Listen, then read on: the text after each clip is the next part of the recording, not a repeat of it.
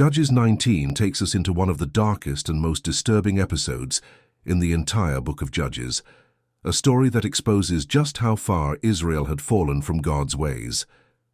In those days when Israel had no king, a Levite living in the hill country of Ephraim took for himself a concubine from Bethlehem in Judah. After some time she left him and returned to her father's house in Bethlehem. 4 months later, the Levite decided to go and speak kindly to her and bring her back. He arrived at her father's house, and instead of sending him away, her father welcomed him warmly. For 3 days the Levite ate, drank, and stayed there as the father delayed his departure out of hospitality. On the 4th day, he prepared to leave with his concubine, but again the father urged him to stay. Finally, on the 5th day, they set out late in the afternoon toward Ephraim. As evening approached, they reached the city of Gibeah, Jerusalem. But the Levite refused to stay there because it was not yet an Israelite city. Instead, they traveled on until they came to Gibeah, a town belonging to the tribe of Benjamin. They entered the city square, hoping someone would offer them lodging, but no one invited them in.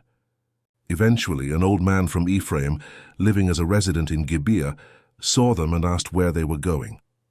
When he learned that they had nowhere to stay, he invited them into his home, giving them food, drink, and a place to rest.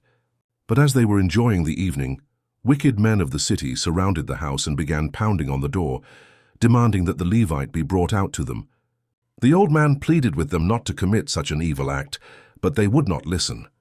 In a desperate and tragic turn, the Levite sent his concubine out to them. Throughout the night she was gravely mistreated. By morning she collapsed at the doorstep of the house. When the Levite opened the door and saw her lying there, he told her to get up, but there was no response. Realizing she was dead, he placed her body on his donkey and returned home. Once there, in an act meant to shock all of Israel, he divided her body into 12 pieces and sent them throughout the tribes of Israel. Every tribe that received a piece was horrified, saying, "Nothing like this has happened since the Israelites came out of Egypt." Judges 19 ends not with resolution, but with a chilling question hanging over the nation. How could Israel have sunk so low? Next comes Judges 20, where the tribes of Israel unite in judgment against Benjamin, leading to a brutal civil war.